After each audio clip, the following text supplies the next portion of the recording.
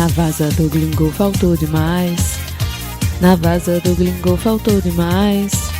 Apesar de botar lá na folha, o Xandão continua em paz. Na vaza do gringo faltou demais. Na vaza do gringo faltou demais. Apesar de botar lá na folha, o Xandão continua em paz. Ele gerou quase uma pegadinha e a extrema-direita caiu que nem patinha. Ele gerou quase uma pegadinha e a extrema-direita caiu que nem patinha. Na vaza do gringo faltou demais. Na vaza do gringo faltou demais. Apesar de botar lá na folha, o Xandão continua em paz. Na vaza do gringo faltou demais. Na vaza do gringo faltou demais. Apesar de botar lá na folha, o Xandão continua em paz. Ele gerou quase uma pegadinha e a extrema-direita caiu que nem patinha. Ele gerou quase uma pegadinha e a extrema-direita caiu que nem patinha.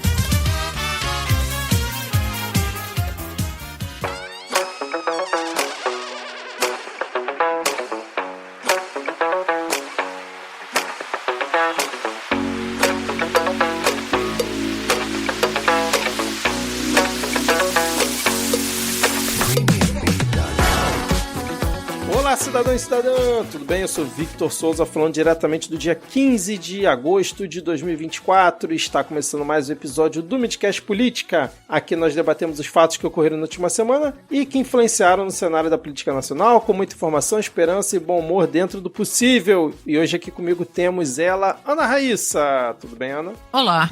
Finalmente está fazendo calor em Brasília. Acho que as pessoas gostariam de saber disso. É nesse deserto que ou tá quente e seco ou tá frio e seco. Agora tá quente e seco. Essa semana aqui no Rio a gente teve a madrugada mais fria do ano com 8 graus, cara. Carioca. A gente fez 8 graus também essa semana. Os cariocas aqui estavam tirando as suas melhores roupas do armário, suas echarpes. Mas fez durante casacos. o dia? Não. Não, à noite. À noite, mas aí durante o dia, sei lá, tá 15, pô, já é um absurdo pro carioca, entendeu? Nossa, nem imagino. Pois é. E completando o nosso trio de hoje, temos ele, o animadíssimo Rodrigo Hipólito. Tudo bem, Rodrigo? Não tá tudo bem. Tô muito cansado. Não vi as notícias, eu li a pauta tá chatíssima hoje, gente, o episódio. Já vou avisando todo mundo assim. Ninguém tem mais paciência pra pauta jurídica, é só o que a gente vai falar hoje, então é esse o clima aqui. Daqui pra frente é só pra baixo. Realmente os ouvintes devem estar bem animados agora, Rodrigo, com esse seu disclaimer, né, de continuar a ouvir o episódio. A gente vai ver depois da retenção no gráfico, né, cara? O gráfico de retenção na queda, né? Mas, Vitor, deixa eu te perguntar, que a gente nunca pergunta pra você, cara. Você tá bem? Eu tô bem, cara. Tô tranquilo, tô de boa. Muito feliz de ter montado a pauta chata. Eu estou de boa aqui. Não, é uma coragem. Vou ser honesto pra vocês que estão nos ouvindo, cara. Assim, vocês vão ficar aqui até o final porque vocês gostam dessa porcaria. Vocês é um tipo esquisito de gente. Mas a gente vai ficar falando de pauta jurídica dessa retomada do Congresso que tá, assim, tá faltando bagunça. Realmente tá faltando bagunça. Vamos ver se com o início dos debates aí para as eleições municipais a coisa melhora, dá uma animadinha. Exatamente. Tenhamos fé. Bom, vamos começar então com a atualização de notícias passadas, trazendo aqui mais uma pessoa condenada pelos atos ali do 8 de janeiro. O STF condenou a Fátima Mendonça Jacinto, a famosa Fátima de Tubarão, né? A que cagou lá no STF. Falou dela, o Rodrigo já começou a piscar assim, ó.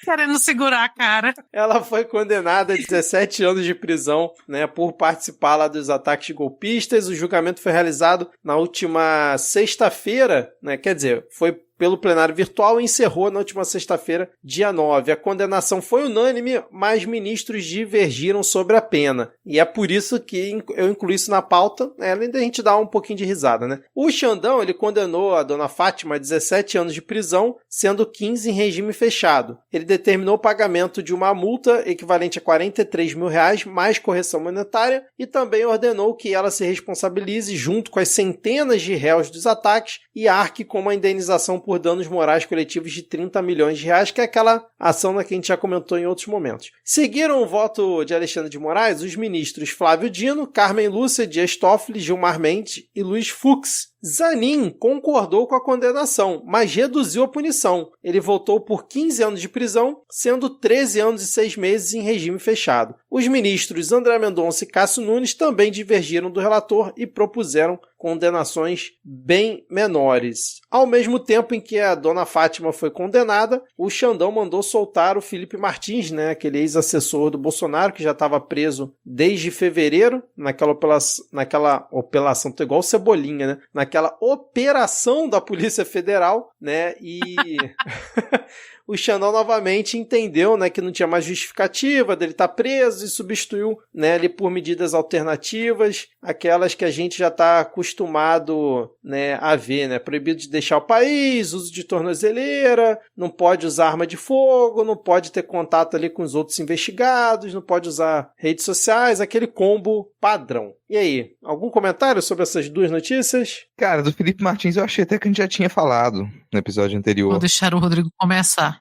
Eu achei que a gente já tinha comentado dele, porque eu me lembro da gente ter falado da dúvida, será que ele não vai utilizar a rede social mesmo? Qual a garantia que a gente tem que esse povo, ao sair da prisão, que eles não vão usar a internet de qualquer maneira, usar outros perfis, acessar por outros celulares?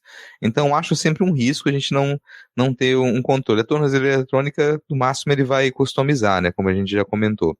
Agora, a idosa de Tubarão, eu honestamente não me importo. Eu não consigo me importar. Eu sei que muita gente está comemorando e tal, mas eu não me importo porque é peixe pequeno, assim. Qual é a relevância dela além de ter viralizado em um vídeo na época? Porque fora isso, ela é uma das financiadoras, ela... Assim, é peixe pequeno, é mais uma coisa que das centenas que estão ali poderia ser condenada aos montes. Não precisaria de um tópico específico para ela. Mas fora isso, o que a Anaís estava comentando que deu para dar um tique no olho aqui, é que eu tenho um nojo real, assim, da imagem dessa senhora. E de várias outras pessoas que estavam ali quando aparecem. É um nojo real, é um povo que ele me transmite cheiro ruim quando eu vejo a imagem. Transmite uma ideia de muita falta de banho, assim, da galera que tem uma higiene muito ruim, que só de você estar perto, talvez você pegue algum tipo de micróbio, sabe? Germes, a galera me soa germes, assim. Então eu acho a imagem muito nojenta, a imagem desse povo que invadiu lá, que tava nos acampamentos, mesmo quando não tá, assim, a galera da extrema-direita que a gente encontra por aí, eu passo perto dessa galera comendo churrasquinho na esquina, e eu já sei que eu não vou ter coragem de comer daquele churrasquinho mais, de tão nojento que eu acho esse pessoal, de tão pouco higiene que eles me passam, assim, essa ideia. Então, eu não gosto nem de ver a imagem. É o meu desagrado, é o meu maior comentário com isso, que eu não queria estar ouvindo essa notícia e ter que comentar, porque isso me faz relembrar a imagem daquela senhora que o Vitor fez questão hoje mais cedo de colocar o vídeo aqui na tela. Eu saí da tela e falei, não, vou ver outra coisa, não preciso me emprestar isso. Eu entrei já basta depois, que eu tenho de memória. Eu vou te dizer a importância social da dona Fátima. É a única idosa que a extrema-direita não tem coragem de usar na hora que fica, essa é fulana, avó de não sei quantos filhos e foi condenada a não sei quantos. É a única que não aparece. Porque nem a extrema-direita tancou a dona Fátima. Ficou sozinha, ao relento, tadinha. Dona Fátima, vou fazer a piada de novo, Rodrigo. Dona Fátima, que apesar de ser de Tubarão, é peixe pequeno, cara? Então, eu entendo esse sentimento de Rodrigo Hipólito em relação à Dona Fátima, mas fica aqui o registro, em relação a ela e em relação ao Felipe Martins. Vamos seguir aqui com mais atualizações, porque a defesa do ex-presidente Jair Bolsonaro pediu ao Procurador-Geral da República, o Paulo Gonet, o arquivamento do caso das joias no STF. Os advogados argumentaram que a decisão do TCU referente ao presidente Luiz Inácio, que a gente comentou semana passada, esvazia a investigação criminal pelo recebimento dos presentes de autoridades sauditas. O pedido foi protocolado no STF e, relembrando, na quarta-feira passada, o TCU decidiu que o Lula poderia manter um relógio de ouro dado a ele em 2005 durante o seu primeiro mandato. E acabou acontecendo o que a gente comentou, né? O Bolsonaro provavelmente iria utilizar esse caso para poder mudar a estratégia de defesa dele e tentar arquivar esse caso e não continuar mais sendo investigado. Ao mesmo tempo, saiu aqui no blog da Júlia do Alibe que o Lula pediu para entregar pessoalmente lá no TCU o relógio. Parece que ligou pro Bruno Dantas, né, que é o presidente do TCU, e aí o Bruno Dantas informou, né, que o tribunal não poderia receber o artefato por falta de estrutura para guardar e tudo mais. Inclusive, na época lá do Bolsonaro, né, quando teve as joias, ele levou numa agência da Caixa, e parece que aqui também, segundo a Júlia do Alibe, na conversa Lula teria manifestado a insatisfação com o resultado da votação em que saiu vitorioso o voto de Jorge Oliveira, aliado de Bolsonaro. O voto é visto como um salvo-conduto ao ex-presidente que é investigado pelo STF por se apropriar e tentar vender joias que seriam do Estado brasileiro. E só contextualizando, Lula recebeu esse relógio em 2005 e ficou com ele. No entanto, 11 anos depois, em 2016, o TCU criou o entendimento de que os ex-presidentes poderiam ficar com bens considerados personalíssimos, mas que joias não se encaixam nesse critério. Quando Bolsonaro decidiu ficar com as joias sauditas, a regra já existia. A diferença é que essas joias sauditas são, já falei 1000 vezes, vou me repetir aqui, são obviamente propina. Essas joias são obviamente propina. Não é qualquer joia, não é um presente, não é uma coisa que Michele, aquela mulher glamourosa e cheia de classe que a gente conhece, ia ficar chique usando. Essas joias são propinas, tanto que eles tentaram vender numa bodega nos Estados Unidos. Não tem diferença. Não vou passar pano pro Lula, porque provavelmente o relógio que o Lula ganhou não era um relógio cravejado de diamantes com não sei o quê. Então, eu acho que nada tinha que ficar. Tinha que valer aquela regra que vale para funcionário público, que passou de R$100, meu amigo, nem toque. Mas é um pouco do que a gente falou mesmo, assim, que reavivar esse caso do Lula era para isso mesmo, para eles terem um motivo para pedir para arquivar. O Lula tinha já se adiantado, tá, deixa eu entregar essa porra aqui logo, não aceitaram, inventaram isso aí, aconteceu o que eles pensavam, mas a diferença entre um caso e outro é que as joias sauditas são claramente propina. Tem muito a ver com compras que o governo saudita fez. Eu acho que que teve um leilão e eles levaram tudo muito abaixo do preço e, por incrível que pareça, apareceram cavalos. Se não fosse propina, por que um cavalo cravejado de não sei o quê e feito que seria um presente também teve as pernas quebradas para caber na caixa? Então, a diferença dessas coisas está aí. O Lula fez bem em se adiantar para entregar isso, o TCU não aceitou, e aí virou o que eles queriam, né? Uma maneira, uma brecha ali para pedir o arquivamento. Não tinha que arquivar. Tinha que fazer o Al Capone mesmo e ir pra cadeia por cada coisa mais imbecil possível. Concordo com tudo que a Ana falou, cara. Mas, assim, a gente vai comentar algumas outras situações aqui. Elas fazem parte de um grande conjunto que eu gostaria que vocês observassem no correr dos próximos meses, agora que a gente está se aproximando das eleições. Que são tentativas cada vez mais recorrentes de refazer a imagem do Bolsonaro, tentar reabilitá-lo politicamente de alguma maneira para 2026. Então você considera aí o tempo que ele ficaria inelegível, se continua a tentativa de reverter essa inelegibilidade, mas além disso, é também uma ideia de tentar manter ele vivo politicamente para que ele possa voltar a concorrer a cargos no futuro próximo. Porque, infelizmente, a gente não tem mais a expectativa de que ele vai ser recebido no Palácio Celestial tão breve. Então, ele pode ser reabilitado politicamente, vão manter ele na mídia, vão tentar construir essa ideia de uma pessoa que foi perseguida politicamente, de uma pessoa que foi perseguida pelo STF e de que ele ainda seria um sujeito lutando contra o sistema.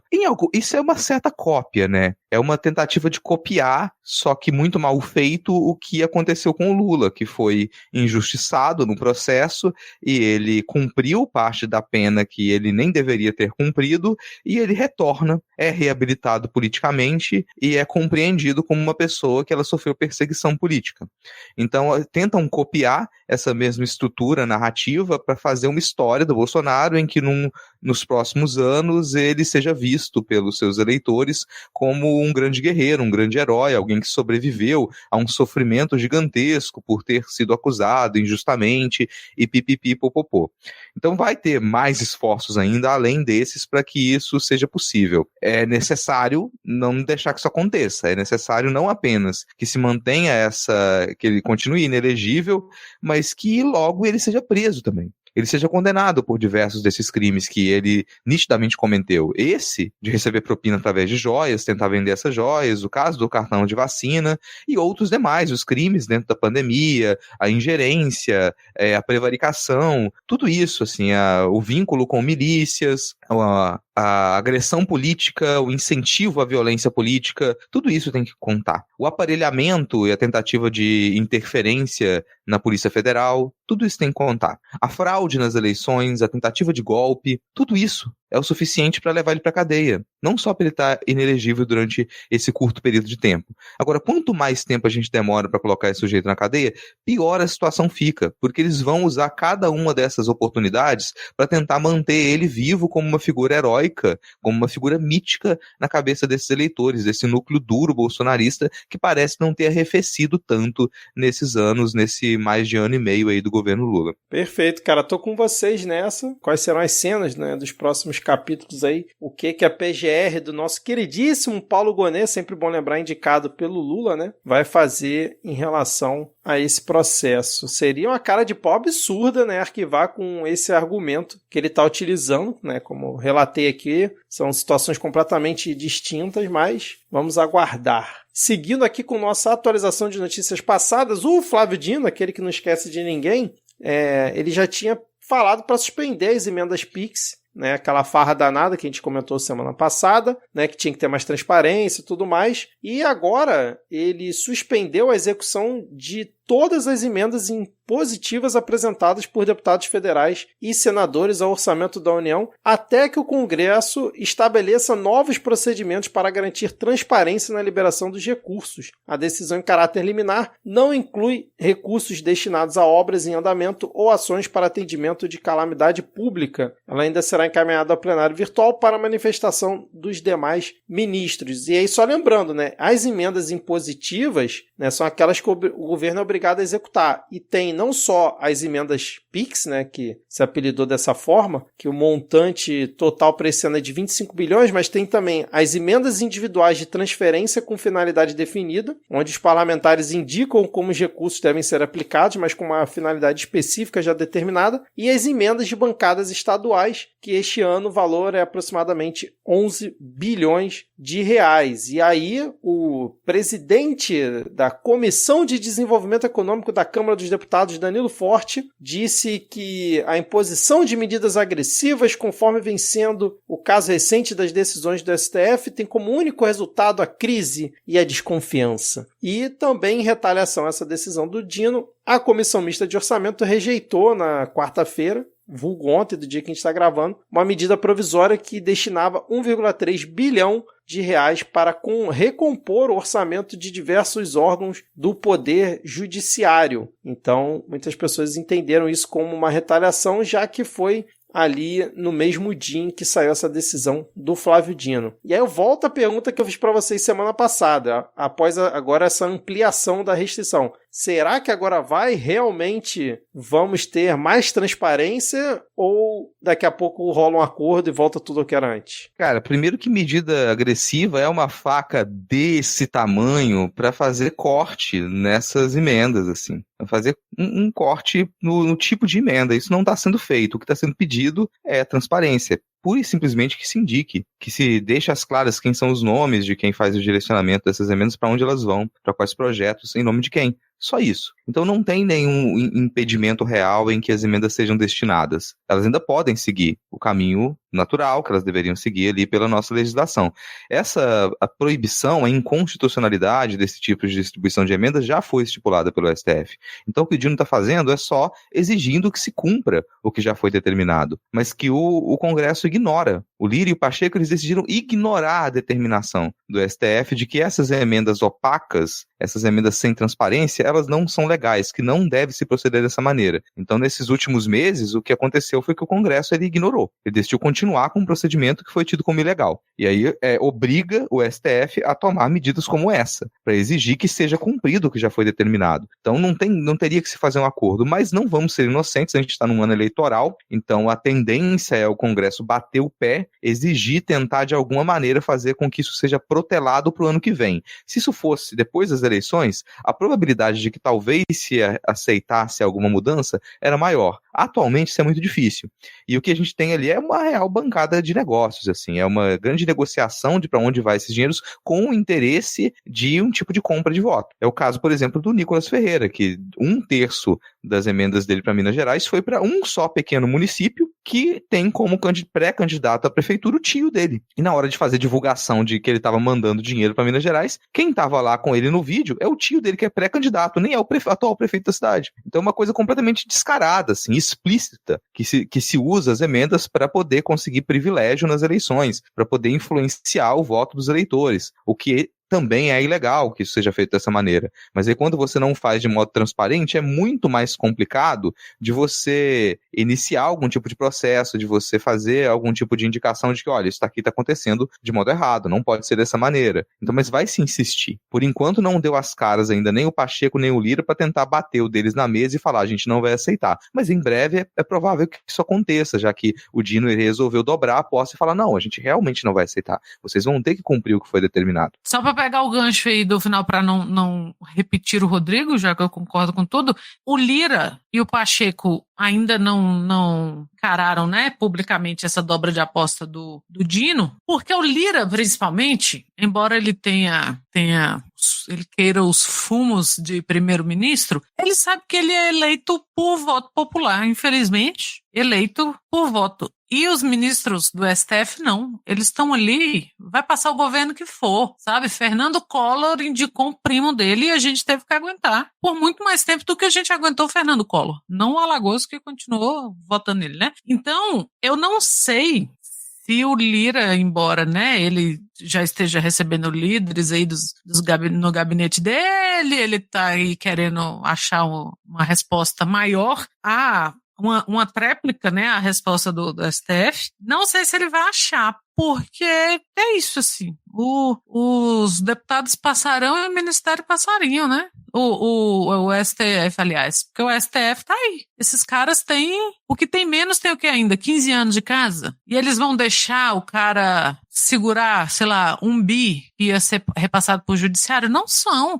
Eles vão dobrar a aposta, eles vão triplicar a aposta. E não tem o que o Lira faça. Não tem. Ele não vai ser presidente para sempre, embora ele queira. Ele não é o primeiro-ministro que ele acha que ele é. Até o ano passado, né, ele achava, esse ano ele já tá meio capenga. E em breve cairá, que é o meu sonho. Então, o STF, na figura do Dino, na figura de qualquer outro ministro, vai continuar dobrando pra cima deles. E nós ficaremos na torcida, até porque mais um embate se aproxima, né, no futuro, depois dos acontecimentos que a gente teve essa semana, que a gente vai comentar aqui, obviamente. Mas antes da gente ir para novas notícias, vamos fazer mais uma breve atualização aqui, falar novamente sobre a Venezuela. Eu acompanhei pouco essa semana a questão da Venezuela, acho que não tivemos novidades, né? Mas surgiu uma notícia de que o Celso Amorim, que era o enviado especial do Brasil lá na Venezuela, teria sugerido ao Lula a possibilidade de fazer novas eleições na Venezuela como uma solução para a situação, como se fosse uma espécie de segundo turno, né, já que não tem a confirmação de quem venceu. E aí ele teria comentado isso com o Lula, em off, a coisa vazou, sabe-se lá como, e aí em entrevista ao jornal Valor Econômico ele disse que a ideia é embrionária e não foi sequer discutida com Colômbia e México, né, países que junto com o Brasil estão tentando esse diálogo lá na Venezuela. E ao mesmo tempo o Lula parece que teria avaliado, né, se deveria falar com Maduro e tudo mais. Acho que ele chegou até a comentar, né, numa reunião ministerial que a iniciativa deveria partir do próprio Maduro, né, se fosse o caso de ter uma nova eleição. E aí parece que causou mal-estar lá na Venezuela essa proposta que não é uma proposta, que é algo embrionário, que é mais uma fofoca. Parece que nem oposição, nem a galera lá do Maduro, né, os chavistas, curtiram essa tal ideia de criar um diálogo para que tenha uma nova eleição ou algo do tipo. Voltamos àquela situação de que a Venezuela que se resolve e essa ideia de nova eleição não faz o menor sentido? O que vocês acham? Nossa, é uma péssima ideia. É uma péssima ideia. Sim, é uma péssima ideia. Porra, eu não ia sair de casa. Eu, votando em quem eu votasse, foda-se, de novo. É uma ideia horrorosa. Acho que o Brasil continuar naquele papel de, ok, olha, nós queremos as atas é uma coisa. Agora, então, deixa eu te dar uma ideia aqui, não. Bom, primeiro que isso fragilizaria ainda mais, né, o cenário político da Venezuela, se é que isso é possível fragilizar ainda mais, mas fragilizaria ainda mais na percepção da população, mas além de tudo, você tem que pensar que as críticas que elas são feitas ao processo dito democrático na Venezuela, elas são estruturais, cara. Então não adiantaria você fazer uma nova eleição mantendo a mesma estrutura, não adiantaria, o problema ele é muito mais embaixo. Mas além disso, acho pouco provável também que o governo Maduro ele aceitasse uma proposta dessa, porque em alguma medida seria admitir que os números que eles apresentaram são fraudulentos, que as eleições não aconteceram do modo correto, eles teriam que admitir, tá, a eleição foi errada, então a gente vai ter que fazer outra. Então eu acho pouco provável. Mas se eles resolvessem fazer, fariam dentro dos mesmos termos. Então o problema continua. Quem dera fosse tão simples assim resolver um problema desse. As pessoas elas vêm às vezes com uma percepção honestamente infantil quando elas cobram, por exemplo, o Lula deveria simplesmente condenar a eleição da Venezuela, não reconhecer o Maduro e acabou, ponto. Reconhece a oposição. Gente, sim, vocês têm 12 anos. Qual o problema de vocês? A gente está falando de acordos econômicos, de parceria entre países, de tentar de ter um tratamento diplomático em cima disso, respeitar a soberania de um outro país também. Não é tão simples. E queira ou não, o Maduro ele ainda é o presidente da Venezuela. Ele ainda é a pessoa que responde ali oficialmente, é quem está no controle das instituições, é quem é oficialmente o presidente da Venezuela. Então você tentar cair naquela... Nem os Estados Unidos caem mais naquela onda de falar, vamos reconhecer uma outra pessoa como presidente, como eles fizeram com o Guaidó. Que todo mundo, quando o Guaidó falou, sou o autodeclarado presidente da Venezuela, agora todo mundo zoou, porque, cara, isso não faz o menor sentido. Não faz o menor sentido, não adianta você falar, sou o autodeclarado presidente da Venezuela, agora eu vou me colocar aqui uma faixa, vou mandar bordar uma faixa pra mim e é isso aí. Não adianta. Isso não funciona, isso é real, isso é alucinação, é um tipo de fantasia, vai fazer cosplay, é melhor, assim, é mais saudável. Então não adianta você simplesmente aceitar que alguém está fazendo cosplay de presidente da Venezuela e querer tratar com essas pessoas. A representação diplomática tem que ser com o governo oficial, que atualmente é o governo do Maduro. No episódio passado eu fiz diversas críticas a isso. Sim, a gente não deve normalizar o Maduro, não se trata de um sujeito que tem propostas de esquerda há muito tempo, não venha com esse discursinho repetido de que o Maduro é um anti-imperialista. Sai dessa, assim. Sai dessa. Não caia nessa onda. Isso não faz o menor sentido. Isso me constrange um pouco quando a gente vai avaliar esse tipo de situação, como é o caso de algumas revoluções tomadas de poder militar que aconteceram em países do continente africano, por exemplo, recentemente, em que as pessoas elas decidiram acreditar que se tratava de um governo anti-imperialista, só porque ele se diz contra os Estados Unidos. A gente precisa realmente que alguém, alguma figura de autoridade, aponte para uma liderança e fale, olha, isso aqui é de esquerda, ou isso aqui não é de esquerda, para que o público ou os militantes de esquerda eles falam, opa, agora que alguém afirmou, agora eu aceito ou recuso. Você não consegue observar quais são as propostas políticas, quais são os comportamentos, quais são as defesas ideológicas e reconhecer se aquele tipo de postura é uma postura condizente com o que a gente compreende como uma postura de esquerda ou não, e no caso do Maduro não é. Não basta você simplesmente falar, os Estados Unidos são o vilão do planeta, e isso já te faz uma pessoa progressista de esquerda. Analise o cenário, esqueça os termos vazios, analise o cenário. E o Maduro, ele é uma figura autoritária, que ele comanda o país, ele aparelhou boa parte do país, ele tem o apoio dos militares, que também estão envolvidos com muita corrupção, eles recebem rios de dinheiro, eles não vão abandonar essa posição que eles têm. Eles irem contra o governo Maduro seria perder esses privilégios que eles têm lá também. Então o cenário não é tão simples, mas não dá para dizer que o Maduro é uma figura anti-imperialista. Caia na real. Agora, ele é a liderança oficial da Venezuela. E é com o governo oficial da Venezuela que a gente tem que dialogar, para ter uma postura condizente com o poder econômico e político que o Brasil tem na América do Sul e na América Latina. Para a gente é fundamental manter os adultos na sala dialogando. Então, Brasil, Colômbia, México, Chile também está tendo uma postura bem interessante com relação a isso. É necessário que haja que esses países eles mantenham a razoabilidade para que essa crise ela não se torne ainda pior. E a gente simplesmente condenar, sair reconhecendo um governo de oposição ou reconhecendo terminantemente o Maduro, a gente incentivar essa instabilidade. E é estupidez incentivar a instabilidade. A gente não ganha nada com isso. Então, fica pés no chão, analisa o cenário com calma, para de querer tomar posição e exigir que o governo tome posições rígidas. Às vezes a impressão que me dá é que o pessoal adoraria que o Brasil realmente fosse os Estados Unidos da América do Sul, que a gente tivesse um grande poderio militar para poder fazer pressão sobre esses países e determinar o que cada um vai fazer. E isso, claro, é arriscadíssimo, porque a gente já passou do momento de compreender que na medida em que a gente troca um governo por outro, a gente pode mudar completamente o tipo de defesa ideológica, de postura ideológica que o Brasil tem. Então imagina esse tipo de comportamento normalizado, de intervenção e de pressão nos outros países da América do Sul, se a gente tivesse um governo de extrema direita novamente. Isso é muito arriscado. E isso, assim como a gente criticava a infantilidade do governo Bolsonaro de ter transformado o Brasil num pária internacional, não dá pra gente exigir agora que o comportamento diplomático do governo Lula, ele seja o mesmo. Não é pra ser assim, não é esse tipo de diplomacia que a gente quer. Excelente, Rodrigo, excelente. Vamos continuar acompanhando essa situação aqui no Midcast. Qualquer atualização a gente volta a trazer por aqui. Então fechamos agora atualizações de notícias passadas. Foi leve, Rodrigo. Você falou que tava chato e tal. Pô, foi tranquilo, cara. Senti até você um pouco animado aí em alguns tópicos. O olho do Rodrigo já tremeu e não tem uma hora que a gente tá gravando. Como que foi leve?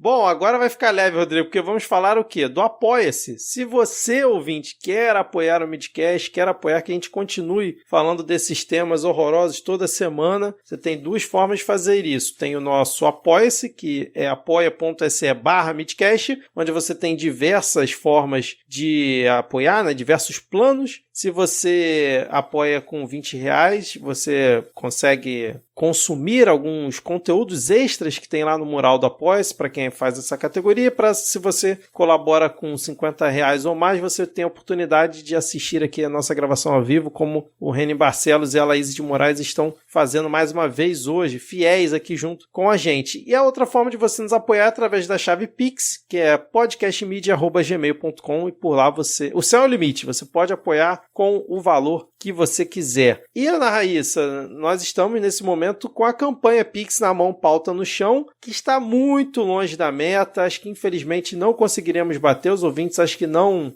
ficaram tão animados de ter mais episódios do Midcast Sem Pauta em setembro. A gente tem o quê? Mais 2 semanas pela frente, a gente está bem longe da meta. Vocês querem fazer alguma conclamação aí para ver se toca o coração dos ouvintes para que a gente possa atingir a meta, ou tá bom assim porque é menos trabalho pra gente em setembro? Cara, eu vou dar uma alternativa muito arriscada, que eu pensei agora. E aí, se vocês acharem que é exagero, vocês cortam também. Vocês colocam aqui um pi, e as pessoas ficam curiosas para saber qual seria essa alternativa misteriosa. Que é, bom, você já pensou se a gente consegue atingir a meta do Pix na mão, pauta no chão, e a gente faz um episódio com uma transmissão liberada em que vocês indicam os assuntos e a gente comenta. Eita. Então vocês fazem a pauta na hora, faz a pauta ao vivo, vocês comentam, vocês dizem o que é, aí e a gente usado, comenta. A gente vai saber sobre o assunto? Não. Interessa? Não, também. A gente pode comentar sobre coisas das quais a gente não entende patavinas. Mas eu acho que seria divertido para interação. Eu acho que seria divertido para interação. Então, quem for assistir a transmissão liberada no dia, que a gente for fazer um Midcast Sem Pauta, se bater a meta, ouvintes comentam, dizem os assuntos e a gente comenta os assuntos ali na lata, sem preparação, de improviso. O que vai sair? Não sei, porque vocês podem pedir pra gente falar sobre absolutamente qualquer coisa, incluso coisas pessoais. Meu Deus, Rodrigo, você realmente foi longe demais. Porra, precisamos definir. Foi o Dino, fez o Dino agora. Que transparência toda é essa, né, cara? O Reni Barcelos perguntou. Eu estou maravilhada. Reni Barcelos perguntou, quem é esse e o que ele fez com o verdadeiro Rodrigo? Sim, meu Deus, que bom humor, que disposição. Tá quase não almoçar com a gente na sexta-feira no trabalho. Ele disse aqui, eu jamais esperaria ouvir essa sugestão vinda logo... Não, vocês estão me desencorajando. Daqui a pouco eu retiro a proposta, tudo bem. Não, eu estou maravilhada com essa proposta. Eu vou me calar. A partir de agora eu vou me calar e vou fazer um Pix pro Midcast. Olha aí, ó. Ó, lembrando que, assim, eu não fiz as contas, mas a gente deve ter, sei lá, 30% da meta batida, ou até menos. Então, assim, tá bem longe. Então vai ter que cair muito Pix aí na chave podcastmedia@gmail.com pra gente bater essa meta. Lembrando que a meta é entre os dias 29 de julho e 29 de agosto. Se a gente dobrar em valor de Pix o valor que a gente arrecada mensalmente lá no Apoia-se, a gente vai fazer sei lá quantos episódios do Midcast Sem Pauta em paralelo ao Midcast Política. Ou seja, vai ter mais Midcast no feed aí pra você. Além disso, temos comentar aqui, né, sobre a estampa do Midcast, né, tem que dilapidar as fortunas, se você ainda não comprou, faça agora, tem link aqui na descrição do episódio ou acesse bit.ly/estampa Midcast, com essa estampa maravilhosa de Thaís Kisuki, nessa frase icônica de Rodrigo Hipólito. Você pode comprar caneca, avental, boné, camiseta, vários tipos de acessórios e itens. E fica aqui o último recado antes de a gente seguir com a pauta. A nossa querida Laís de Moraes, que está aqui acompanhando o episódio com a gente, junto com o Elmo, né, 2 ouvintes nossos lá da Bahia, que inclusive encontraram Thaís Kisuki lá na Flipelô, né, nesse último final de semana. Uma pena não termos Thaís aqui para contar como é que foi. Eles criaram um grupo do Telegram para os ouvintes do Midcast. Então, olha só que ponto que a gente chegou, né? Temos agora um grupo no Telegram que os ouvintes vão poder se reunir para falar mal da gente, Ana e Rodrigo. O link está na descrição do episódio, então se você quer entrar no Telegram, né, junto com outros Midcasters, ouvintes do Midcast, você pode clicar aqui no link que está na descrição e se juntar a eles. Ana e Rodrigo, vocês vão entrar nesse grupo? Porque chamaram a gente para participar também. Eu jamais perderia a chance de estar num grupo que vai falar mal da gente. Não, agora você me instigou, porque até então eu tava pensando, mais um grupo, mas sabendo que é um grupo que pode falar mal da gente, isso aí me faz querer assistir, me faz querer estar presente. Não que eu possa interagir, mas eu vou estar lá, eu quero saber o que falam sobre mim. Você falou, Midcasters são os Mid-Lovers. Mid-Lovers. O grupo dos Mid-Lovers, ou Mid-Haters, que seria também muito mais divertido. Perfeito. A Laís de Moraes, que está extremamente proativa aqui, ela criou um link aqui, bit.ly/Midcast grupo, vai estar na descrição do episódio. Então, se você clicar aí nesse link ou ir direto pelo endereço, já vai cair lá no grupo de ouvintes do Midcast Política. Beleza? Beleza. Cuidado, Laís, para não ser proativa demais, né? Porque, como diz a Ana Raíssa... Foi o que botou Jesus na cruz, cuidado. Exatamente. Exatamente. Bom, agora a gente vai seguir aqui, né, falando, Ana e Rodrigo, sobre o quê? Sobre o debate da Band para a Prefeitura de São Paulo. A gente chegou a comentar rapidinho no último episódio, mas ia acontecer durante a nossa gravação, então a gente não ia poder acompanhar qualquer coisa, a gente comentava no episódio seguinte. Vocês acompanharam alguma coisa? Eu sei que o Rodrigo assistiu trechos, né? E eu tô até com um resumo aqui que o UOL fez em relação ao debate, e eu vou ler só alguns tópicos aqui, só para dar um contexto para o ouvinte como foi o debate. O debate durou cerca de 2 horas e teve poucas apresentações de propostas dos candidatos. Ricardo Nunes foi o principal alvo de adversários. Guilherme Boulos foi associado a Maduro e Ramais. Datena mirou insistentemente no atual prefeito e mesmo em perguntas para outros candidatos, o Tucano fez críticas a Nunes e deixou a impressão de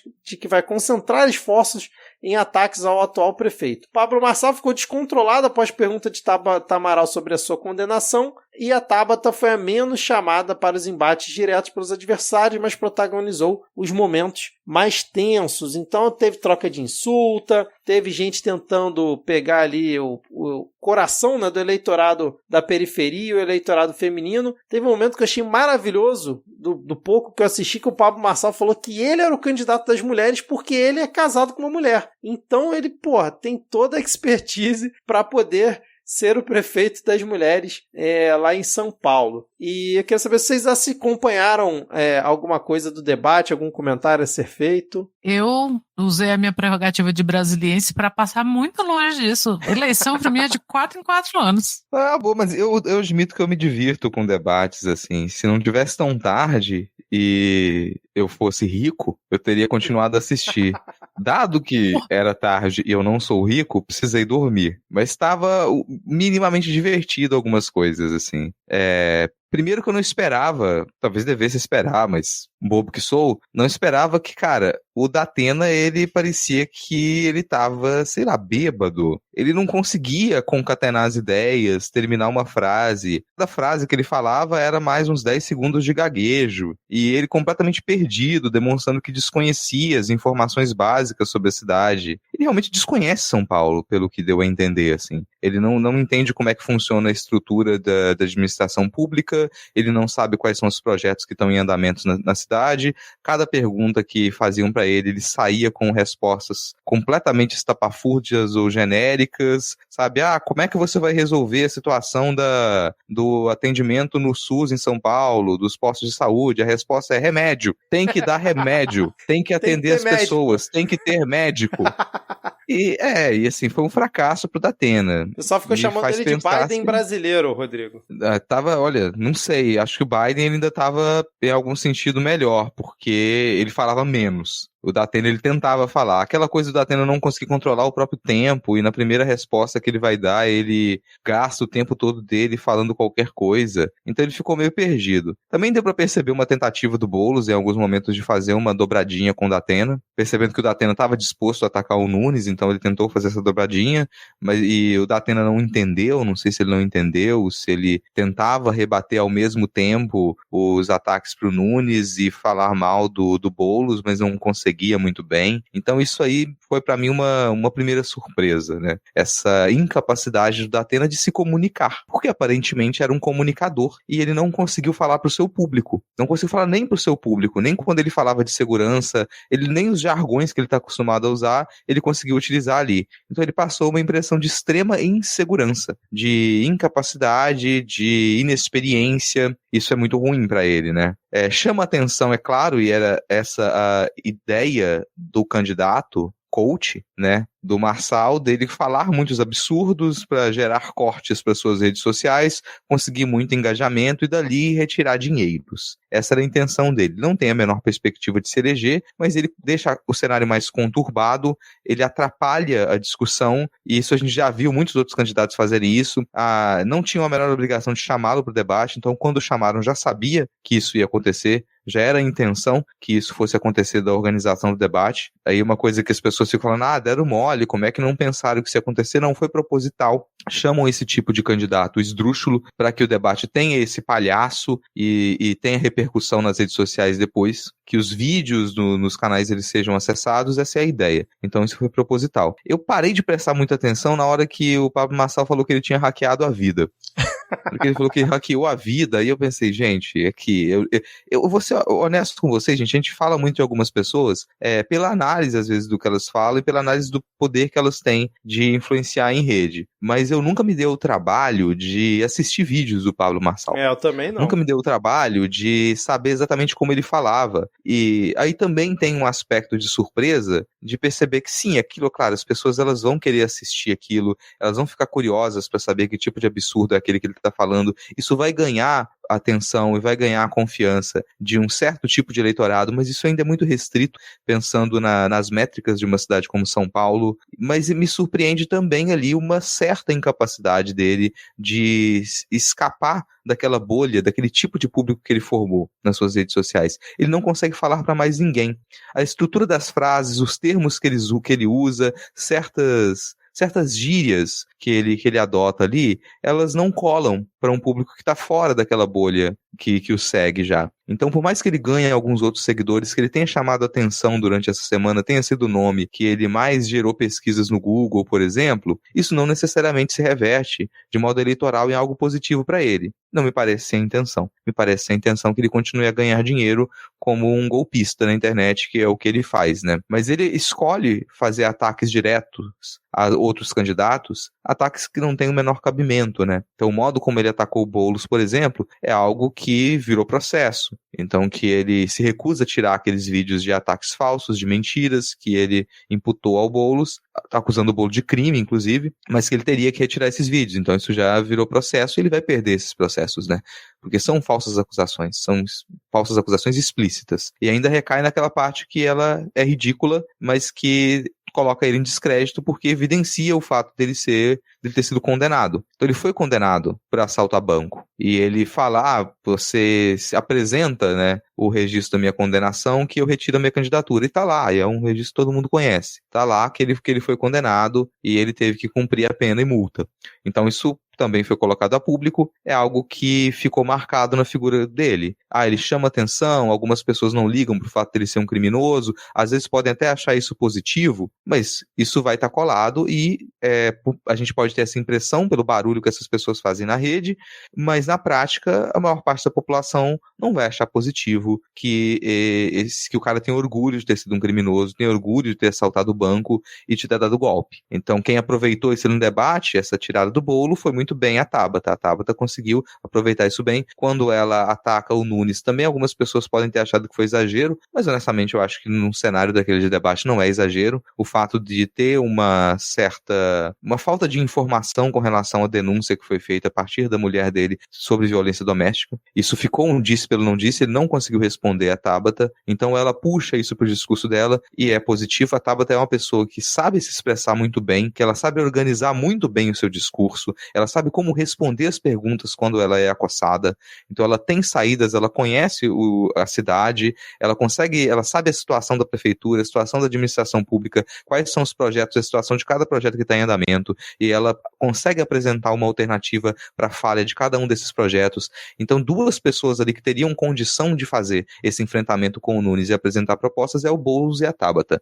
E eu não estou fazendo aqui uma defesa da Tabata, porque a gente já fez todas as críticas que a gente tinha que fazer com ela aqui. A gente está analisando só a postura nesse debate. Então não é dizer que as propostas dela são boas, mas ela estava ali com a condição de levar um debate com o mínimo de coerência, com o mínimo de qualidade. Então ela, o Boulos, atacando diretamente o Nunes. O Nunes é um fracassado na prefeitura. Por mais que São Paulo também seja uma cidade que ela é muito triste nesse sentido e vão continuar a votar numa figura como o Nunes, ele é um fracassado político. Ele é um incapaz na gestão pública. Ele não conseguiu fazer os investimentos nos locais adequados. Ele não conseguiu dar andamento aos projetos. Muita coisa empacou durante a gestão dele. O serviço público caiu de qualidade. Mesmo que um ou outro ponto tenha conseguido algum avanço, no geral caiu de qualidade. E a população sente essa queda de qualidade cotidianamente. Então, dá pra dizer que alguém ganhou esse debate? Acho muito difícil, Vitor. Acho muito difícil dizer que alguém ganhou esse debate. A gente teve alguns poucos... falando que foi a Tabata, cara. Pô, aí seria Não, acho muito difícil dizer que alguém ganhou esse debate. No fim das contas, a gente ainda precisa de pesquisa para saber como que, se isso alterou realmente as intenções de voto. Pesquisas ainda são muito insípidas, mas acho que ninguém ganhou esse debate. A gente teve algumas perdas, a gente teve uma falta de empolgação do público com o que estava sendo discutido. Eu acho que mesmo quem gosta de se divertir com absurdos no debate já se chateou com isso. Gostaria de ver, tem alguns momentos que as pessoas se excedem, que vão ser engraçados? Tem. Mas se o debate ele é inteiro assim e nada sai do lugar, você perde o interesse, foi o caso nesse primeiro debate. A coisa não sai do lugar. Você só repete frases feitas, máximas, algumas sequências de ataques já batidos, e ninguém realmente fala algo que tenha relação com a vida cotidiana daquela cidade. Essa de tentar ficar batendo na tecla de Venezuela, de Maduro, de Hamas, assim, isso é vexaminoso, é ridículo. E eu tô esperando alguém me demonstrar que essa estratégia ela realmente surte algum efeito na opinião pública quando a gente está falando de uma eleição municipal. Não chegou até mim uma explicação que me convença de que essa estratégia ela funciona. No entanto, a direita está ali insistindo nesse tipo de estratégia. Martelando o tempo inteiro, né? E aí eu até coloquei aqui na nossa pauta, você falou bastante aí do Marçal, que realmente, assim, é lamentável você ter uma pessoa dessa em qualquer tipo de debate. Quem perde, na verdade, é a democracia e quem está assistindo. Mas, de qualquer forma, né, ele está em quarto colocado na última pesquisa da Datafolha e a atuação dele, né, acabou fazendo ele liderar em citações feitas aos candidatos entre os dias 5 e 11 de agosto. O nome dele foi mencionado 326 mil vezes, um aumento de 1.200% em relação ao período anterior. Ao todo, 68% de todas as menções a ele foram registradas nos dias 8 e 9, na esteira da repercussão do debate. Os dados são de um levantamento realizado pelo Datafolha e a empresa Codex, com todos os pré-candidatos em São Paulo. No período da análise, suas publicações tiveram mais de 17 milhões de interações, 14 vezes mais do que os posts de Guilherme Boulos, com um pouco mais de 1 milhão de interações. O levantamento se baseia no que foi publicado no Facebook, Instagram e Twitter. Vocês viram o grande embate lá no debate de Teresina? Um adendo aqui, que o prefeito de Teresina, o doutor Pessoa do PRD, ele foi pra cima. Isso é porque é doutor, né? Ele foi pra cima do Francinaldo Pessoa, do pessoal, o cara deu uma cabeçada no cara no meio do debate, cara. E o cara ficou meio sem entender o que tava rolando. É? Cara, que... Meu Deus. É porque ele vai assim, andando meio é uma cena devagar, né? ridícula. É uma cena ridícula, mas assim, a gente tá chamando de cabeçada, pra quem não viu o vídeo, não foi exatamente uma cabeçada, né? Teve ali aquela valorização, né? Faltou ele fazer um Neymar depois daquela Sai agressão rolando ali, no cair no estúdio. chão e começar a rolar. Porra, seria Mas foda. ainda assim é uma agressão, uma coisa que não pode ser admitida quando a gente pensa num debate político, esse tipo de comportamento, né? Os caras se encararem como se estivessem num ringue realmente, como se fosse a prévia de uma luta de MMA. É engraçado, porque, bom, eles não são lutadores de MMA, é um senhor com aparentemente um preparo físico muito ruim, e o outro candidato também um homem que não parece ser muito preocupado com atividades físicas, então não seria uma briga bonita de ver, não seria uma briga bonita de ver. Agora, se isso vai gerar alguma consequência, acho muito difícil, né? Mas daí pra frente não tem mais debate, cara. Quando a pessoa ela chega pra você e vai encarar e vai tocar a cabeça na sua cabeça, e é isso aí, vamos resolver lá fora, como é que você conversa a partir desse ponto, né? Tava pesquisando aqui, ó, o doutor Pessoa, que é o José Pessoa Leal, ele é médico, professor e político, ele tem 77 anos, cara. Pessoal, o link na descrição do episódio para quem por acaso não assistiu, mas realmente já fica como um dos momentos icônicos dessas eleições e ao mesmo tempo bizarros, né? Bom, vamos agora tirar o elefante da sala,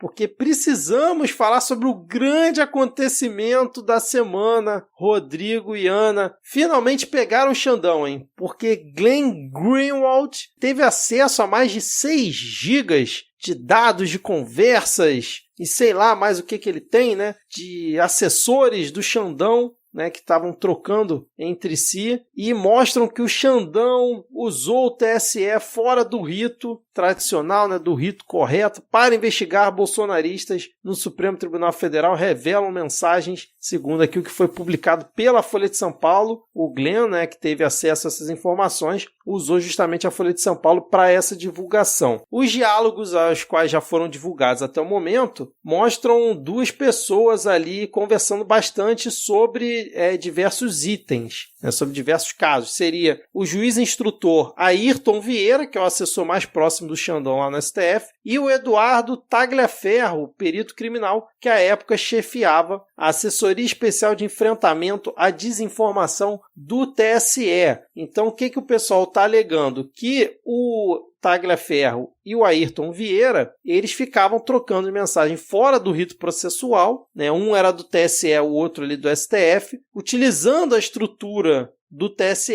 para ajudar a gerar relatórios daquele inquérito das fake news, né, para o STF, que isso aí seria uma ilegalidade e que estaria completamente errado de você utilizar uma estrutura no lugar da outra. Lembrando que o Tagliaferro, ele deixou o cargo no TSE em maio de 2023, após ser preso sob suspeita de violência doméstica contra sua esposa em São Paulo. E, curiosamente, o celular dele, né, numa dessas situações, foi apreendido pela Polícia de São Paulo e, curiosamente, né, essas informações vazadas, que segundo a própria Folha de São Paulo não foram através de hacker, não foram através de nada ilegal, foram parar aí na mão da Folha de São Paulo, na mão do Glenn. Ó, inclusive está aqui, ó. A Folha obteve um material com fontes que tiveram acesso a dados de um telefone que contém as mensagens, não decorrendo de interceptação ilegal ou acesso hacker. Então, assim, são muitas coincidências esse cidadão ter sido preso e tempos depois as mensagens que estavam no celular dele terem aparecido, né? Faltou um nome aí. Faltou um nome na sua cronologia. Carla Zambelli, pô. Carla Zambelli. Faltou o nome da Carla Zambelli. Zambelli. Porque assim que logo depois dessa prisão, em maio do ano passado, e a Carla Zambelli recebeu a informação de primeira mão que um assessor do Alexandre de Moraes tinha sido preso por um motivo que supostamente não levaria à apreensão do celular dele. A Carla Zambelli, na época, tweetou ainda.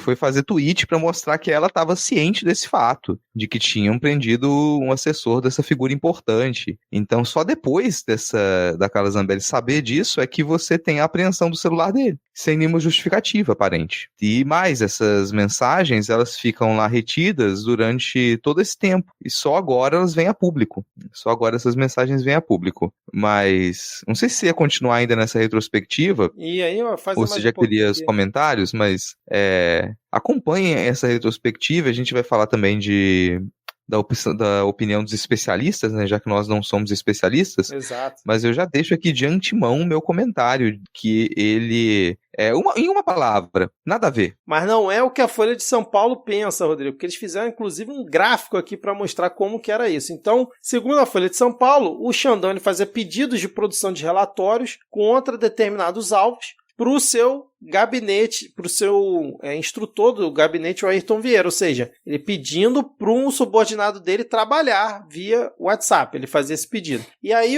esse subordinado dele ia lá para o Tagliaferro, que estava no TSE, do qual o Xandão também era o presidente, ou seja, por acaso era Alexandre de Moraes nas duas pontas, falava só, fulano, eu estou precisando dessas informações aqui porque o chefe está pedindo. Aí o Tagliaferro recebia os pedidos, monitorava as redes, dava entrada ali no Twitter, né, pegava ali umas informações, gerava o relatório e mandava lá pro Ayrton Vieira. Então a gente teve uma repercussão, vários áudios foram divulgados, várias mensagens foram trocadas, né, eles conversando ali sobre essa questão ali do relatório. Inclusive eles falavam, não adianta, né, falar que não tem muita coisa, quando o Alexandre de Moraes cisma, é uma complicação, e vários outros diálogos, não sei se vocês querem comentar alguma coisa, mas já passando a palavra para vocês, só antes, aqui, o Barroso, ele chamou de tempestades fictícias esses relatos aí sobre o Xandão, né, isso tudo que está sendo divulgado durante uma sessão que teve no plenário essa semana, e ao mesmo tempo o Alexandre de Moraes disse que seria esquizofrênico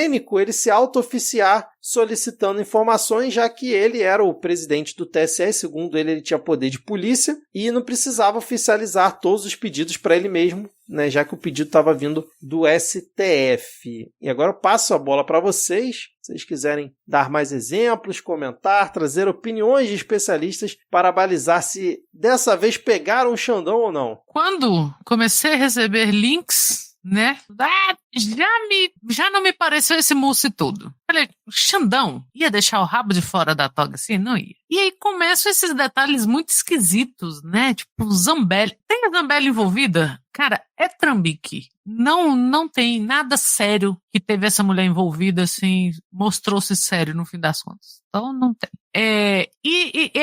Isso aí que o Xandão falou que seria esquizofrênico, né? Me lembra muito o suposto vazamento da ordem de prisão que ele deu para ele mesmo, confirmando o golpe, que o Bolsonaro tinha sido eleito e que ele mandava se prender. Agora, muito me impressiona, que é um jeito de dizer que não me impressiona nada, o Glenn, porra, já foi melhor, né? Cara que já fez parte de tanta... Realmente, assim, uma coisa é chegar às mãos do Glenn, você pensava assim, de vaza-jato pra lá. E ficou só no pra lá mesmo, assim. Ele se tornou uma figura, sei lá, esquisita politicamente, com muita defesa de figuras menores da extrema-direita americana, principalmente. Toda opinião que ele dá política é meio estapafúrdia. Eu venho com essa birra com ele desde a época que parou-se esse Brasil, porque o Lula ia dar uma entrevista depois de preso.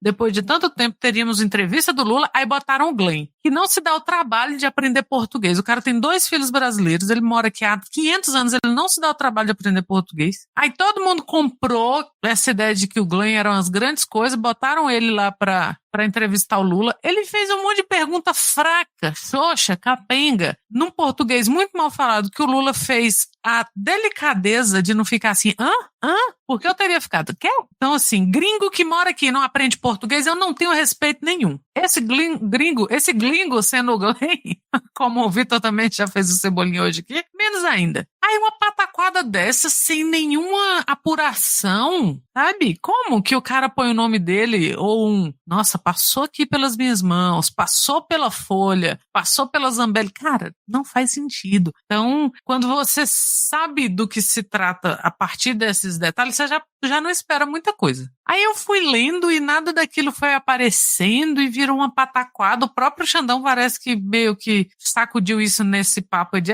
esquizofrenia do caralho, acabou. Então, assim, esperava mais emoção. Decepcionada. Oficialmente agora, o apelido do Glenn é Glengo, tá, gente? Oficialmente ele é o Glengo. Só vamos nos referir a ele assim. Glenn. E, cara, eu não sei se ele já foi bom, né? Assim, o Reni Barcelos estava comentando aqui, colocou nos comentários, não, ele nunca foi melhor, não. A gente ele ganhou um Oscar. Olha como ele enrolou muita gente, né? Nunca foi melhor mesmo. Mas a gente teve muitas impressões equivocadas nos últimos 10, 15 anos, né? Com relação a muita coisa. E a gente também tem que admitir isso, porque quando o Glenn ele estava revelando escândalos que eles eram relativos à direita, ao governo dos Estados Unidos, à estrutura de espionagem dos Estados Unidos, a gente encarava aquilo de modo positivo. Então não dá pra gente negar também que a gente se seduziu por isso. Agora, as coisas funcionam diferente em âmbitos diferentes. E o Glengo, ele parece ter se perdido num personagem, ele parece viciado em revelar escândalos e acreditar que esse é o único papel do jornalismo, que é lá, tudo é um escândalo, e eu tenho que revelar escândalo, o mundo é feito de escândalo.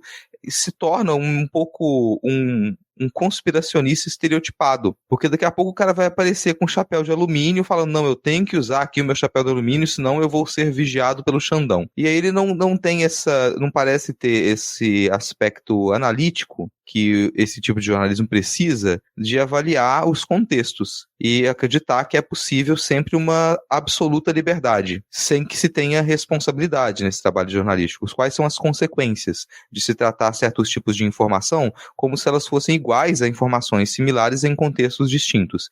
Ele não faz isso. Então, uma boa parte do público que acompanha esse trabalho há muitos anos também criou essa expectativa de que uma reportagem que é assinada pelo Glingo, que ela vai revelar realmente alguma coisa ali, que ela vai trazer pra gente um grande escândalo. Mas já faz um tempo que esses grandes escândalos não aparecem, que aquilo que não se tem nada ali. E quando ele trabalha mais aparentemente em pró da extrema-direita ou da direita, sem considerar os grandes riscos que existem em dar margem para esse pessoal, é aquela ideia que, no fim das contas, lá no fim do caminho, lá na última análise, é você validar um tipo de diálogo que não deve existir. É você falar que certos tipos de posicionamento são opiniões razoáveis, que é possível se considerar que o modo como esses políticos de extrema-direita eles encaram a realidade e o que eles propõem para a realidade deva ser algo que a gente possa considerar tanto quanto a gente considera e avalia as propostas de pessoas de centro, de uma direita razoável e da esquerda. E não são ideias que a gente tem que levar do mesmo modo. Então a gente não tem que tratar da mesma maneira. E aí você pega um contexto em que você tem um ministro do Supremo Tribunal Federal,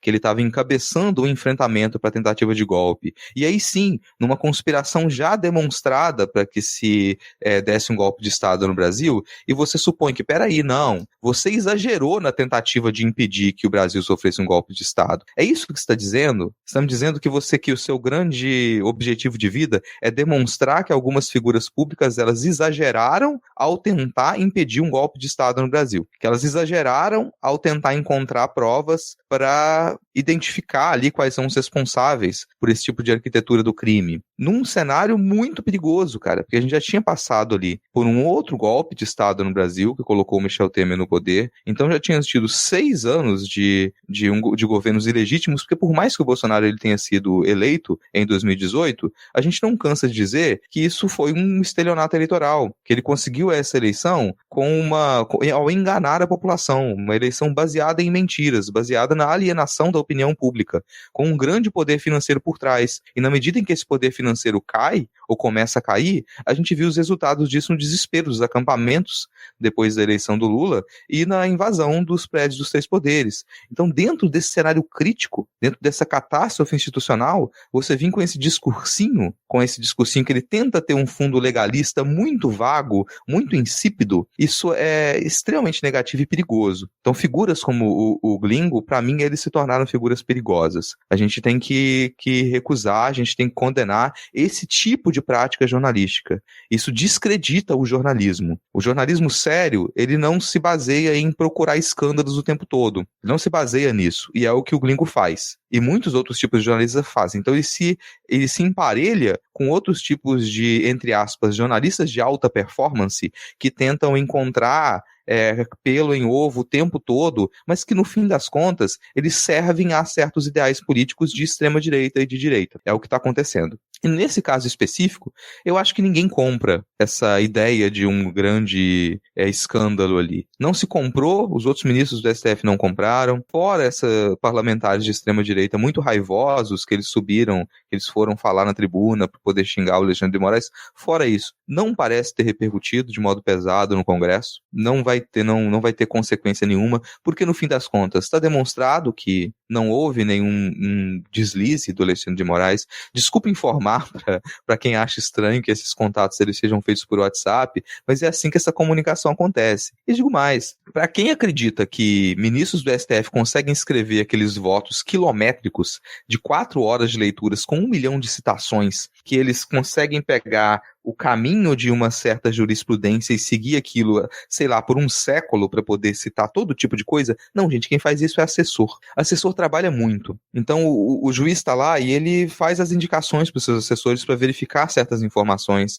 para poder redigir certos tipos de votos, certos tipos de petição. É isso que eles fazem. Esses assessores estão lá para isso. Então não tem nada de errado em você se comunicar lá, ele se comunicar com o assessor e pedir que o assessor verifique, produza certos tipos de documento. Não é o ministro do STF que está escrevendo aquelas 400 páginas. Não é ele. Então você tem uma equipe toda que está com o ministro de assessores que são extremamente capacitados para poder verificar aquilo. A ideia é que, ao receber esse tipo de redação, esse tipo de averiguação, o ministro do STF tenha também a capacidade de avaliar se aquilo é cabível ou não é cabível. Vai passar pelo crivo dele no fim das contas, mas ele não faz esse trabalho sozinho. E nesse caso, existe sim uma situação atípica, mas não é que ela fuja ao rito. A situação atípica é que o Alexandre de Moraes ele já era o redator de um processo, assim, de uma investigação lá, né, acontecendo no STF, sobre atos antidemocráticos. E em simultâneo, ele era o presidente do TSE. Então essa piada dele falar eu teria que ser esquizofrênico é porque, sim, ele estava em duas funções, essas duas funções não impediriam que ele as executasse. Está indicado lá que ele tinha o poder de polícia, então era se ele não pedisse que essas postagens em redes sociais elas fossem averiguadas, ele recairia em prevaricação. Se ele observou um possível crime sendo cometido e ele não pede que seus assessores eles verifiquem aquilo, eles passem aquelas informações com mais acurácia para ele, que se inicie investigação em torno daquilo, aí sim ele prevaricaria. Então ele estava no exercício das suas funções, tanto como ministro do STF, como relator de um processo, quanto como presidente do TSE, nas duas funções em simultâneo. Isso é uma situação atípica? É uma situação atípica sim, mas não significa que os ritos não eram seguidos. Não é esse o caso, sabe? Então isso não vai gerar nada, no fim das contas, né? É só que tem uma questão também da estética do jornalismo, que a gente se habituou e a gente nem sempre pensa sobre isso. Essa estética do vazamento, a estética do grande escândalo, ela costuma envolver esses prints de conversas, e-mails vazados, prints de WhatsApp. Então tudo que aparece nessas reportagens, quando envolve esse tipo de estética, comunica pra gente que algo muito errado está acontecendo, mas que no fim das contas são só conversas normais de WhatsApp. As pessoas trocam e-mail, elas conversam no WhatsApp enquanto elas estão trabalhando. Por si só, um print de WhatsApp ou uma conversa que ela se use de termos informais não significa que um crime esteja acontecendo, gente. Então é uma escolha também da Folha e é uma escolha do Glenn se envolver com isso, com uma certa estética do jornalismo, de ao invés de analisar as informações, de recorrer a especialistas, de se questionar com essas pessoas, entrevistar especialistas no assunto e perguntar de antemão como eu devo comunicar isso para o público, qual é o melhor caminho para que eu interprete isso, e que não seja só algo declaratório. Você averigua, você procura fontes, você se comunica com especialistas da área para poder entender um fato e assim levar esse fato ao público de modo a prestar um serviço público, do modo mais nítido, mais transparente possível. Não é o que o Glenn faz há muito tempo. Ele simplesmente despeja essas mensagens com essa estética de vazamento, quando não é um vazamento, esse é o caso, não é um vazamento, mas ele despeja essa estética de vazamento sem ter um viés interpretativo, sem ter fontes e especialistas que corroboram aquilo. Ele não é um jurista, o Glingo não é um jurista, ele não é uma pessoa capacitada para fazer essa avaliação e aparentemente ele não recorre a ninguém. E aí você percebe o constrangimento, porque quando a Folha resolve tentar recorrer a pessoas para poder validar aquilo que ela colocou na sua manchete, ela não encontra ninguém. Ela vai ter que chegar até o Ives Gandra e o próprio Ives Gandra vai falar, não tem nada de errado aqui. Quem eles vão chamar agora? Vão chamar o ACEF para poder tentar fazer uma corroboração de que tem um escândalo ali? Porque não encontrou ninguém. E esse é um trabalho que o jornalista deveria ter feito e não fez. Então isso é um sinal de má fé e também de incompetência. E isso aí que você tá falando, Rodrigo, de não ter ninguém para corroborar, a Globo News ela verificou a opinião do professor de Direito Constitucional da UF, o Gustavo Sampaio, que está sempre dando entrevista na Globo News sobre essas questões aí relacionadas ao STF, e ele comentou que assim, o gabinete do Alexandre de Moraes, no STF, não é que era o mesmo, mas como ele também era o presidente lá do TSE, então assim, tinha essa comunicação entre eles, o que seria algo relativamente normal. Ter uma comunicação de um gabinete de um ministro do Supremo Tribunal com um gabinete de um ministro do TSE, sendo que ele é a mesma pessoa. Só que ele disse assim, apesar disso, de juiz ser o mesmo, o direito processual estabelece que essas comunicações têm que se dar de forma oficial dentro dos autos, não pela informalidade de um aplicativo de comunicação como o WhatsApp. E aí ele comenta aqui também, se essas comunicações via WhatsApp não substituir as comunicações dos autos, então não há nenhuma irregularidade. Se as comunicações feitas pelo WhatsApp produziram resultados distintos daqueles estabelecidos em comunicações oficiais nos autos, então essas provas terão que ser avaliadas em apartado. É preciso ter prudência, cautela e saber mais do que aconteceu e se aconteceu. E aí ele cita também a peculiaridade que tem na organização do judiciário, que o TSE não tem ministros próprios, então ele é composto por ministros de outras cortes, incluindo, por exemplo, Alexandre de Moraes. Então não tem meio que essa questão de ter esses gabinetes separados, essa grande organização. Mas enfim, é a opinião aqui do especialista em relação a essa questão do WhatsApp. Muita gente quis forçar a barra, tipo o Deltan, Ana Raíssa, falando que isso é 1000 vezes pior do que a Vaza Jato. Eu achei que a Vaza Jato ela não era verdade, porque ele falava que era tudo mentira, então se ele está admitindo que é pior do que a Vaza Jato, é porque a Vaza Jato existiu, De repente, a Vaza Jato é verdade.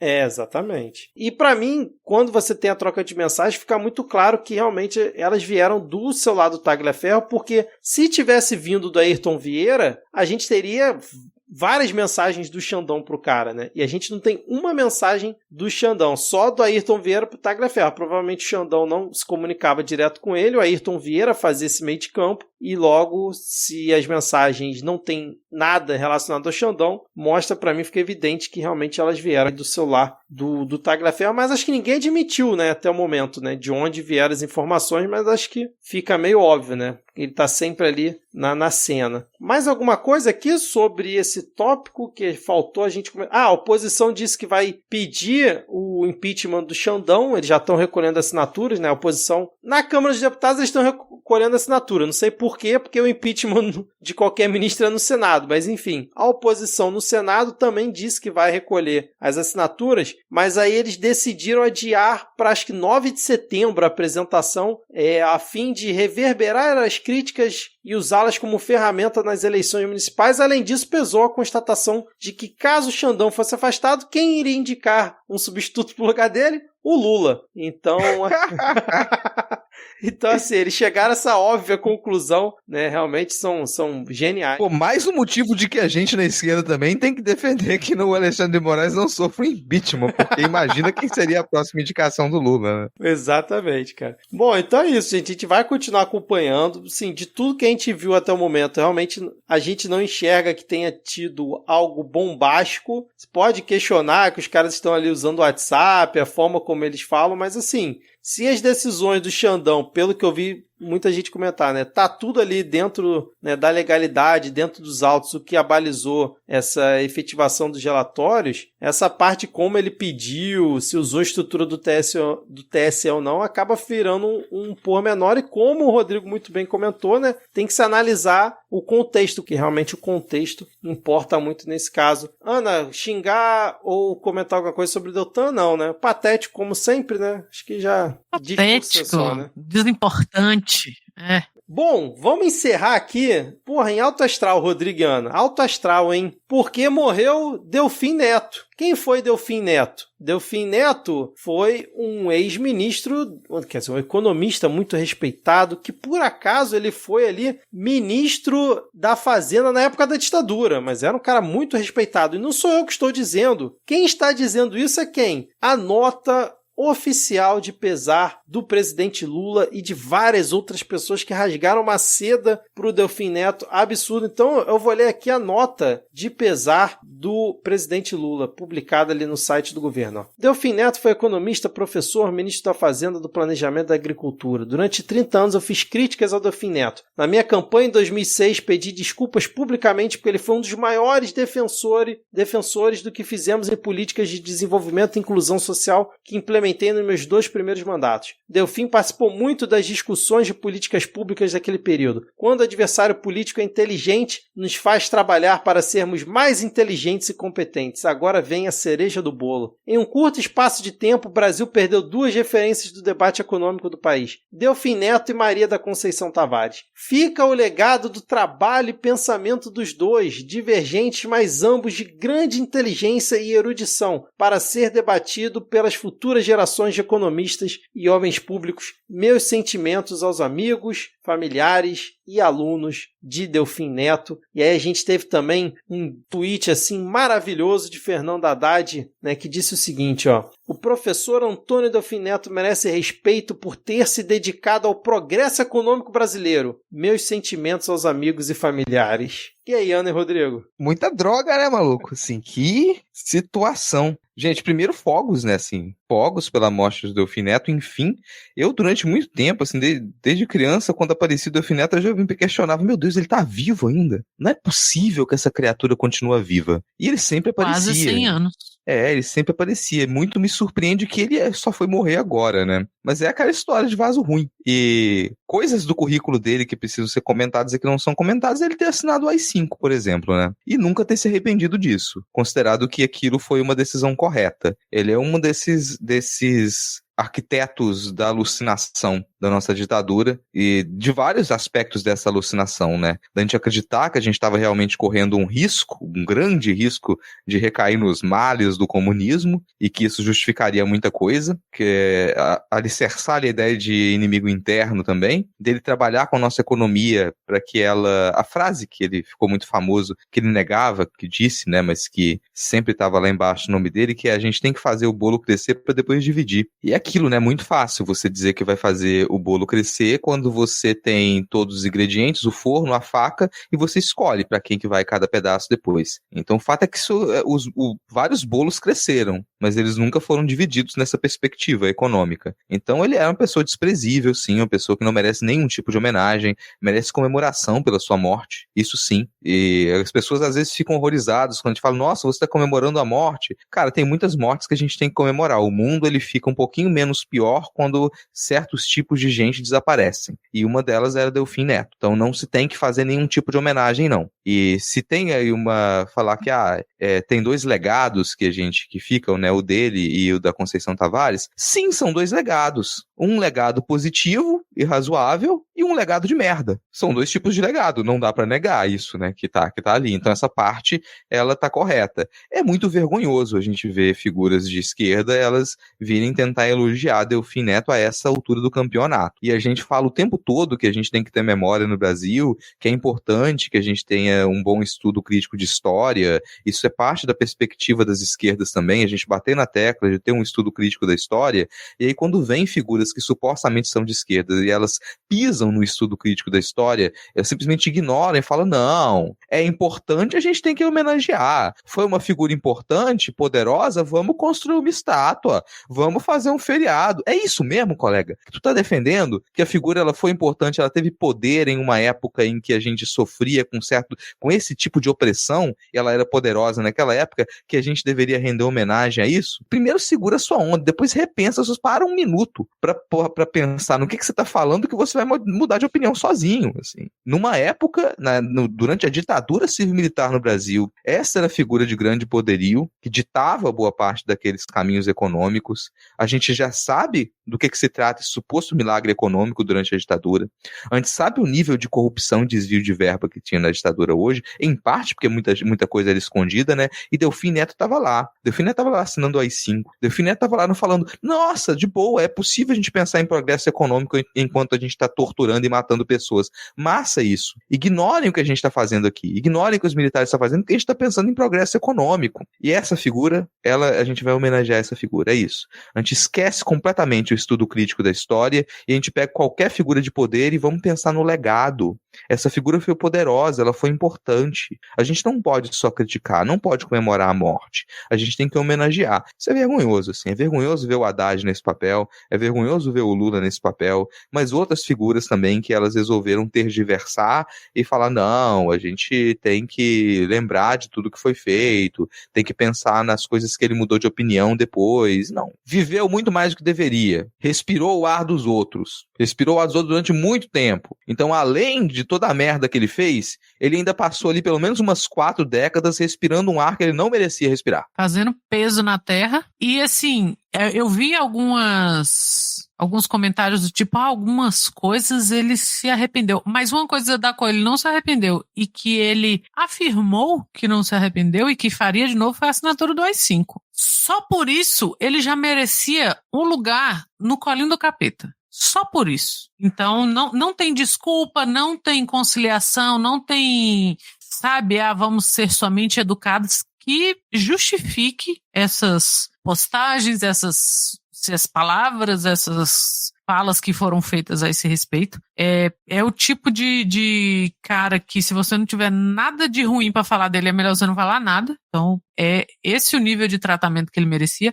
É uma prova do que a gente sempre repete aqui, de que a história não cobra. Os livros de história não vão fazer justiça, igual a gente gosta de repetir. Mas os livros não gosta. Essa desgraça viveu quase 100 anos. Ele reiterou que assinaria o AI-5 de novo. Então, assim, não tem palavras que não sejam azedas para o lado desse homem. Agora, eu vou citar de cabeça porque eu não quero pesquisar isso, porém, no meio disso tudo tem uma coisa boa. Se eu não me engano, todos os que assinaram o AI-5 agora estão mortos. Exatamente, Ana. Exatamente. E vai de encontro com o tweet que fez o Rogério Corrêa, que o Reni Barcelos comentou aqui, né? O único que fez um tweet decente sobre isso foi o Rogério Corrêa, que é deputado do PT, acho que candidato à prefeitura de BH, alguma coisa assim. Ele botou assim, morreu hoje Delfim Neto, o último signatário vivo do AI-5, e aos familiares os pêsames. Mas cabe registrar a inconformidade com o fato histórico de que nenhum deles teve punição pelos crimes cometidos após a permissão de reprimir opositores e colocar fim à democracia. Esse foi o tweet do Rogério Corrêa. E, Ana, é de novo aquela história de você querer conciliar com quem não te pediu porra nenhuma. Não tinha uma alma nenhuma. Nem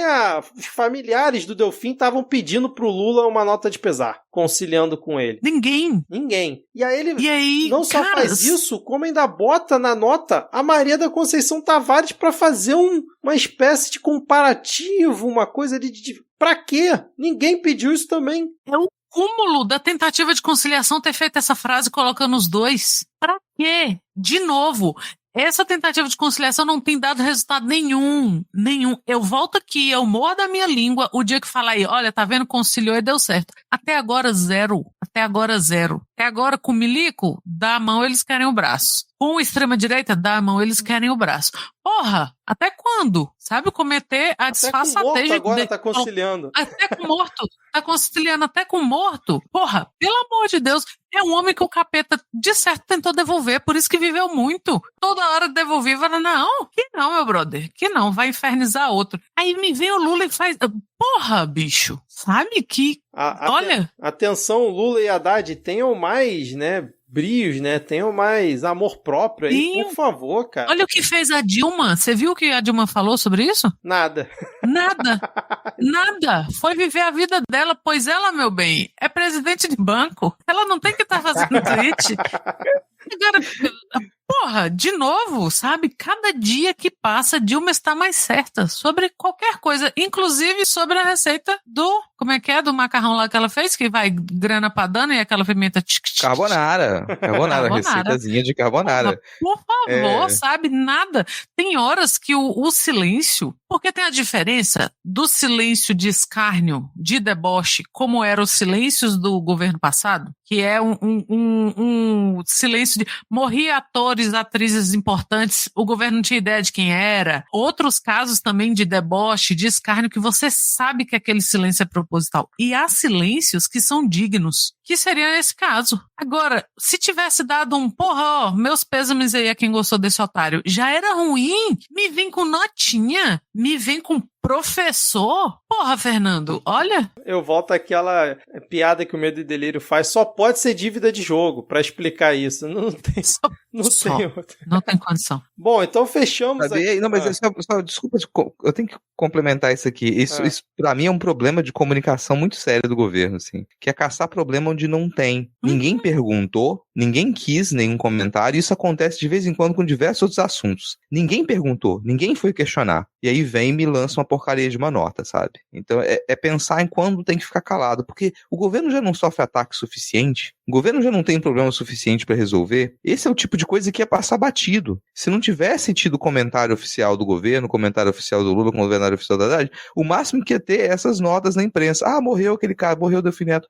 E o comentário, nossa, mas não tava morto já? Né? E acabou. Ia ser isso. E com diversos assuntos é isso que acontece. Se o governo simplesmente se cala, não comenta, 2 semanas depois todo mundo já esqueceu. A gente já falou isso outras vezes aqui no programa, que a gente vai discutir escorregões do Lula e que era só ter ficado calado, que 2 semanas depois ninguém mais ia falar daquilo. Ia mudar a agenda, ia mudar a pauta. Não era um problema do governo, cara. Então vamos explorar o silêncio do seu instrumento. Isso ajuda a música a soar mais coerente. Bom, vamos fechar então aqui o nosso episódio. Rapidamente eu vou só ler aqui a questão da Câmara dos Deputados ter aprovado na última terça-feira no texto base da segunda fase da regulamentação da reforma tributária, que fixa regras para a composição do comitê gestor dos novos impostos, além de normas para a taxação de heranças em situações específicas. A gente comentou na época, né, que quem vai definir essa questão dos novos impostos vai ser um comitê formado por um monte de gente, né? E aí esse projeto aprovado na Câmara estabelece as regras de administração do comitê gestor do imposto sobre o IBS, que é o Imposto de Bens e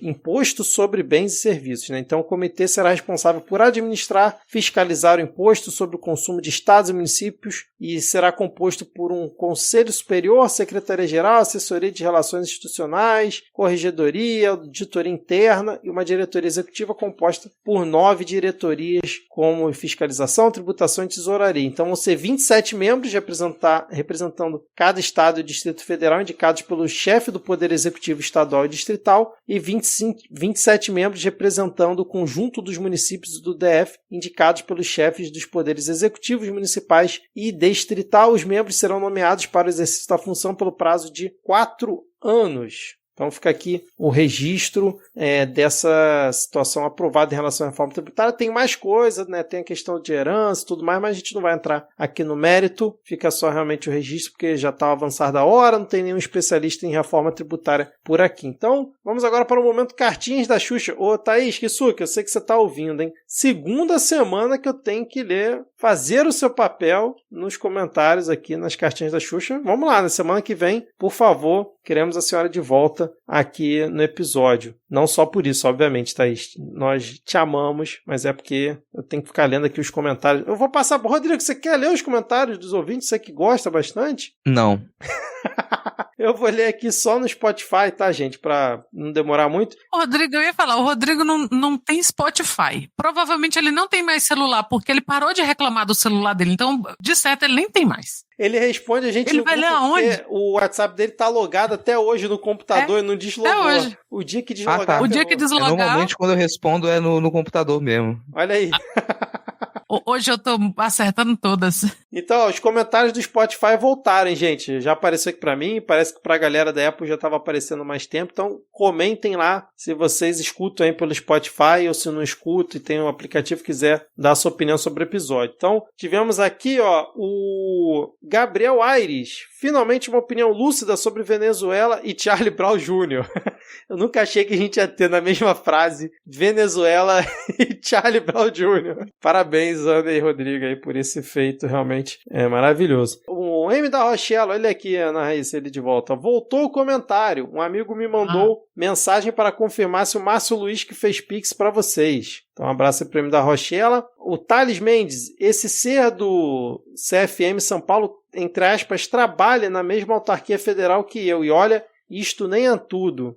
Reticências. José R. Coutinho, eu sou médico brasileiro e morro de vergonha do que meus, muitas aspas, colegas pensam e fazem. E aqui a Lara, para encerrar, Rodrigo falou bem, como sempre. Eu ouvi em outro lugar, mas não lembro onde. O PT quer ser radical e bater o pé para defender o Maduro, enquanto tem outras coisas que ele poderia fazer isso que são tão mais importantes, exemplo, reforma agrária, e eles não fazem, escolhem exatamente isso para bater o pé. A gente está muito fodido. Abraços. Tem sugestão de enquete essa semana, Rodrigo ou Ana? Cara, tem que pensar numa enquete aqui, sei lá, quem... Não com esses termos, mas sei lá, quem tá mais alucinado na droga da extrema-direita? Cara, quem é que fumou o boldo do bom? Quem é que fumou o boldo do bom? Quem é que pegou o boldo do bom? O Haddad, ao elogiar o Delfim Neto, foi...